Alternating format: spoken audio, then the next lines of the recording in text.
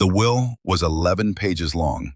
Most wills in Callaway County, Missouri ran 3 to 5 pages, and even the complicated ones, the ones with trusts and conditional bequests, and the kind of language that kept attorneys billing through the summer, rarely cleared 8. 11 pages meant someone had thought very hard about something for a very long time, or someone had tried very hard to prevent something.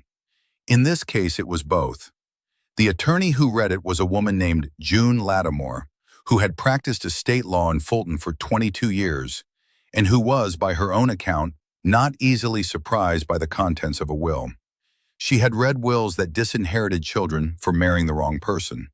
She had read wills that left everything to a church the testator had attended twice. She had read wills that contained instructions so specific about the disposition of particular objects that you felt, reading them, the ghost of an old argument still warm in the room. She thought she had seen the shape of most of what a will could do. The will of Harlan George Pruitt, executed March 3, 2001, and filed with the Callaway County Probate Court on the morning of September 18, 2013, was the first one in 22 years that made her stop in the middle of reading and look up at the room. She would not say what she felt when she looked up. She was an attorney. She had a professional's trained neutrality about other people's business. But she looked up. That part she confirmed. The girl sitting in the back of the room was 17 years old. Her name was Lucy Pruitt. She was the granddaughter of the deceased, and she had been invited to the reading by June Lattimore's office as a courtesy because the deceased had listed her by name in his instructions to the attorney. The rest of the room, 4 adult children of the deceased, their 3 spouses, and 1 adult grandchild from the oldest son's first marriage, had not known Lucy Pruitt was going to be there, and they had not appeared pleased about it when she arrived. And 2 of the 4 adult children had said things that Lucy Pruitt had heard and that June Lattimore had pretended not to hear. We tell stories here about people who were underestimated and what happened next. If you believe those stories matter, subscribe before we go further. The rest of this one is worth your time. The property in question was 480 acres of Callaway County ground that Harlan Pruitt had farmed for 44 years. From 1969 until a series of small strokes in 2011 made it clear he was done farming and should concentrate on staying alive, which he did with modest success until August of 2013, when his heart stopped on a Tuesday evening while he was watching the news. And that was the end of Harlan Pruitt. He was 82 years old. He had outlived 1 wife, 1 son, and most of the men he had come up farming with. And he had done it in the same farmhouse he had bought for $47,000 in 1969, with a note from the Callaway County National Bank and a determination that he described, in the one interview he ever gave to the Fulton Sun-Gazette, as not complicated. He meant he was determined. He did not mean it was easy. The 4 surviving adult children, Gerald, Robert, Patty, and Deb, were all in their 50s, none of them farmers, none of them living within 60 miles of Callaway County. Gerald sold insurance in Columbia. Robert managed a parts distribution warehouse near Jefferson City. Patty and her husband owned a landscaping company in St. Louis. Deb, the youngest, worked in hospital administration in Kansas City. They had been raised on the farm and had left it the way children of farms sometimes leave. Not unhappily, not ungratefully, but with clarity about the shape of a life they did not want to repeat. None of them had asked to inherit the farm. They had assumed, in the quiet way that adult children of elderly farmers assume things, that the farm would be sold when Harlan died, the proceeds split 4 ways, and that would be that. They had not asked Harlan what he thought. Harlan had not told them. Lucy Pruitt's father was Harlan's son Dale, the one who had not survived.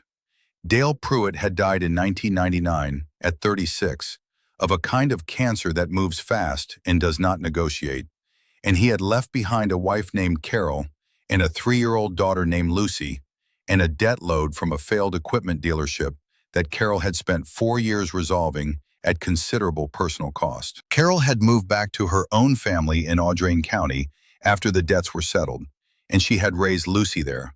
And Lucy had grown up knowing her grandfather Harlan as the man who called every Sunday evening at 7 o'clock and talked for exactly 45 minutes, regardless of what either of them had to say, and who sent birthday cards with $20 bills inside them until the year Lucy turned 13, and the bills became $50 bills, which was the year Harlan's stroke started, and which Lucy understood much later had been his way of acknowledging that time was changing. She had visited the farm 11 times in her life. The last time was in the summer of 2012, when she was 16, and she had spent a week helping Harlan sort through the equipment shed because he could no longer do it himself. He had shown her what everything was and what it was worth and what condition it was in, and he had done it with the thoroughness of a man who was conducting an inventory for a reason, though he did not say the reason. She had written it all down in a spiral notebook because writing things down was a habit she had developed from her father, who had kept notebooks, and from Harlan, who had kept notebooks before that. When she left at the end of that week, Harlan had hugged her at the car in a way that lasted longer than his hugs usually lasted, and he had said, "You pay attention, that's the main thing." She had thought he meant at school. She understood later that he did not mean only at school. The offer had happened 6 weeks before the will was read. Gerald Pruitt, the oldest, the insurance man from Columbia, had organized a family meeting in late July, 3 weeks after Harlan's funeral, to discuss the disposition of the estate. He had contacted a commercial real estate broker he knew from his business dealings in Columbia, a man named Tom Featherstone, who had provided a range of value estimates for the Callaway County ground. $3,200 to $3,600 per acre, depending on the field quality and the terms of sale, which put the 480-acre total somewhere between $1.5 million and $1.7 million. The 4 siblings had met at Gerald's house in Columbia, not at the farm, not in Fulton, at Gerald's house, which was itself a signal that Lucy could read but had not been invited to observe, and had agreed to list the property with Tom Featherstone as soon as the probate process permitted. They had then contacted Carol Pruitt through June Lattimore's office, which they found in the probate filing, and Carol had told Lucy, and Lucy had agreed to meet them in a conference room at the Fulton Holiday Inn on the last Saturday of July. The offer was $40,000. They had printed it on a single sheet of paper with Gerald's insurance company letterhead at the top, which was a detail that told you something about how the meeting had been prepared for, though not necessarily what they had intended it to tell you. Gerald Pruitt explained it carefully. He said that Lucy's father, Dale, had died without a will, and that his interest in the estate had therefore passed by intestate succession in a manner that, under Missouri law, gave Lucy no direct inheritance claim because Harlan was the relevant decedent and Harlan was still alive at the time of Dale's death. He said this was not a family decision, but a legal reality. He said that the $40,000 was therefore a gift, a recognition of the family connection, a gesture of good faith that the family was not obligated to make and was making anyway because that was the kind of family they were. He said it with the warmth of a man who has rehearsed warmth and is deploying it with reasonable skill. Robert nodded at various points during Gerald's explanation. Patty had brought a notepad and wrote things on it without looking up. Deb sat with her arms crossed in a way that might have been cold or might have been something else. The conference room was, in fact, a little cold. Lucy was 17 years old. She had a spiral notebook in front of her, the narrow kind that fits in a back pocket, and she listened to all of it without interrupting, which some people took as passivity and which was not passivity. She had learned from Harlan, on those Sunday phone calls and during that week in the equipment shed, that the most useful thing you could do when someone was explaining something to you was listen to all of it before you decided what you thought. She listened to all of it. When Gerald was finished, she asked 2 questions. She asked what the farm had appraised at. Gerald said the family hadn't commissioned a formal appraisal yet, that they were working from comparable sales data Tom Featherstone had provided. She asked whether Harlan had left a will. Gerald said the estate was still being processed by the probate court, and those documents would be public record in due time. She wrote both answers in her notebook. She thanked them. She said she would think about the offer. She did not take the offer. She did not say why. She went home to Audrain County that afternoon, and she sat with her mother at the kitchen table, and Carol asked her what she was going to do, and Lucy said she was going to wait, and Carol asked what she was waiting for, and Lucy said she didn't know yet, but she thought she would when she got there. She went home to Audrain County, and she called June Lattimore's office the following Monday and asked to be notified when the will was ready to be read. And the paralegal said she was already on the list. What nobody in that conference room knew, what Gerald and Robert and Patty and Deb did not know, what Carol Pruitt did not know, what Tom Featherstone, the broker, did not know, was what Harlan Pruitt had been doing on March 3, 2001, which was the date on the will, and which was, by no coincidence at all, the second anniversary of Dale Pruitt's death. He had been sitting at the kitchen table with June Lattimore and dictating to her, in precise and deliberate language, the structure of what he had decided. He had called her 2 weeks earlier and asked if she could come to the farm, that he wanted to do something properly and he would pay her for the drive. She had come. He had explained what he wanted, and she had asked questions, and he had answered them, and she had gone home and drafted the document, and he had called 2 neighbors, Virgil Shank and Bobby Cates, both since deceased, to come witness his signature, and they had driven over on a Saturday morning and signed where June showed them to sign and driven home, and that was that. June had held the document for 12 years. Harlan had paid her to hold it and to say nothing about it until the appropriate time, which was after he was gone and the probate filing was complete. She had said nothing. She was an attorney. That was what attorneys did with documents they were paid to hold. Page 7 of the 11-page will was where June Lattimore looked up from her reading. Page 7 began, "To my granddaughter, Lucy Dale Pruitt, being the child of my son Dale Raymond Pruitt, who preceded me in death, and who bore her father's gift for this land that I observed in her, and that I am satisfied will continue." The bequest on page 7 was 240 acres. The north half of the farm, the best ground, the row crop fields, the grain bin, the machine shed, and the farmhouse, held in a trust structured to allow management by a licensed farm operator until Lucy turned 21, at which point full title would transfer to her outright. The remaining 240 acres, the south half, the rougher ground, the creek bottom, was split among Gerald, Robert, Patty, and Deb in equal shares. Their share was real.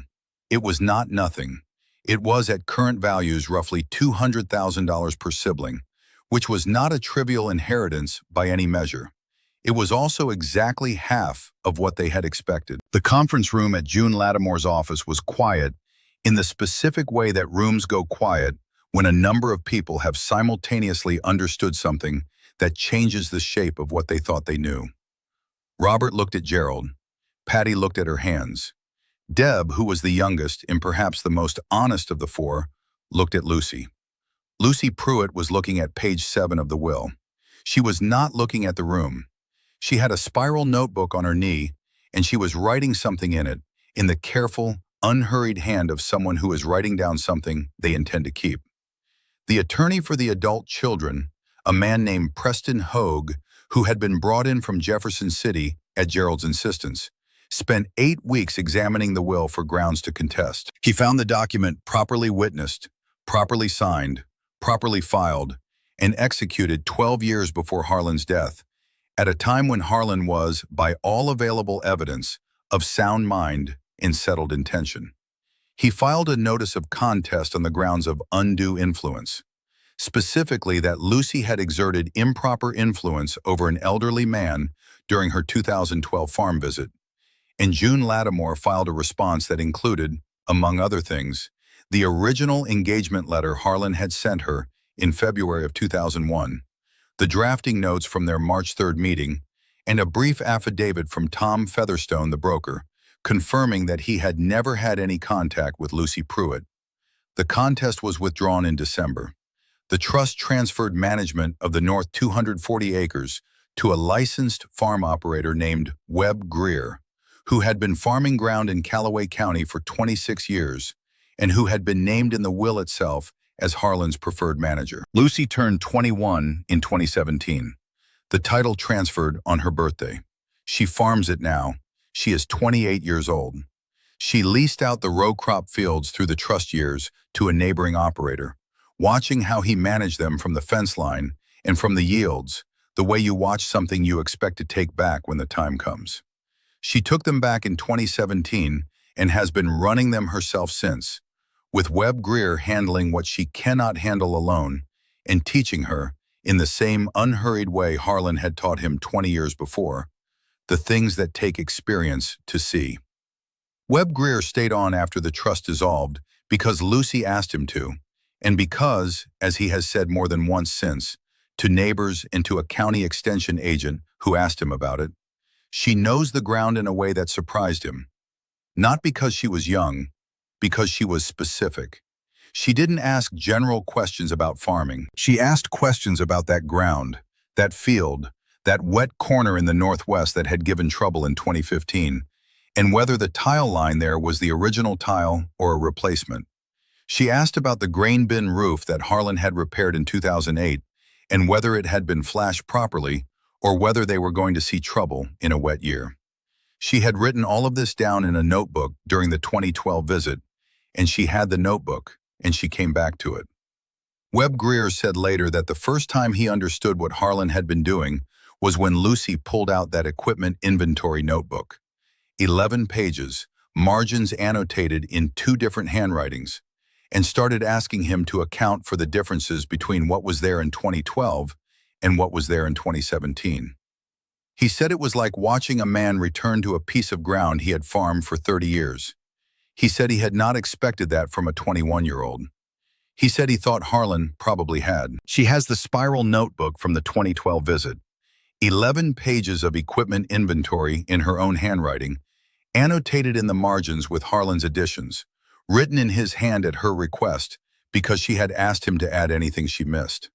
She has 14 more notebooks after it, one for each year since, the same format and the same quiet habit that Harlan told her, at a car door in the summer of 2012, was the main thing.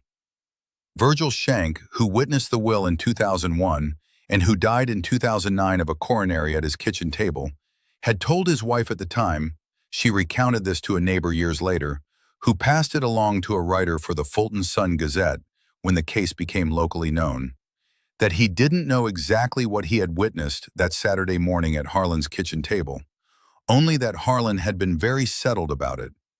Not solemn, settled. The way a man is settled when he has resolved something that had been unresolved for a while and is relieved to have it done. Harlan had poured them each a cup of coffee after the signing. Virgil and Bobby Cates, both of them farmers from up the road, who had come over not really knowing what they were being asked to do. And he had thanked them and said, without further explanation, "I'm just making sure the ground goes to someone who'll pay attention to it." Bobby Cates had nodded as though that made complete sense. Virgil Shank had not been entirely sure what Harlan meant, and he had thought about it on the drive home. He had not said which granddaughter. He had not needed to. By 2001, Dale had been dead for 2 years, and Dale's children numbered 1, and Virgil Shank, who had known Harlan for 30 years and had driven past the farm enough times to know which relatives came and which ones didn't, had a reasonable idea of which granddaughter Harlan meant. Virgil Shank's wife said he had thought about that Saturday morning more than once over the years, thought about the specificity of the language, the way Harlan said it, the way a man says the thing that is the whole thing in one sentence and then drinks his coffee and doesn't elaborate. She said Virgil thought Harlan had been carrying that decision for a long time before he made the call to June Lattimore, probably from the day Dale died, maybe from before, and that the 2001 will signing had been less a decision than a formalization of something Harlan had already known for years. She was probably right. Harlan Pruitt farmed that ground for 44 years and watched his children leave it, and watched his son die, and watched his granddaughter drive away at the end of a summer week with a spiral notebook in her bag. And he made his decision the way farmers make decisions about land. Not quickly, not sentimentally, but with the kind of patience that comes from understanding that land outlasts the people who think they own it. And the only question worth settling is who will take care of it when you are gone. He had his answer in the summer of 2012. He had made sure of it in the spring of 2001. The will was 11 pages long. The most important word in it was a name on page 7, written by a man who had paid attention to the right things for long enough to know who else had.